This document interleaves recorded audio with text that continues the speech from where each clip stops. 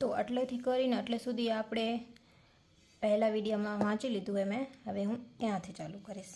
Okay, તો આજની વાત કરું તો મને મારી બેસ્ટ ફ્રેન્ડે એવી ટેન્શનમાં રાખી દીધી એ, અને એનું કારણ ઘણું લાંબુ છે, જે હું આજે ડાયરીમાં લખું છું.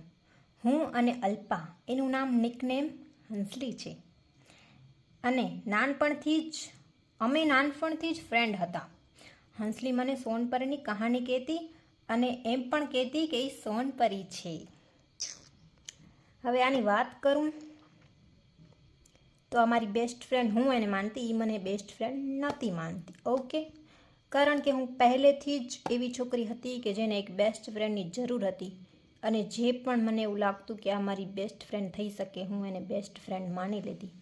પણ અનફોર્ચ્યુનેટલી મને એવું લાગે છે કે આ તો મને ફ્રેન્ડ પણ નહોતી માનતી.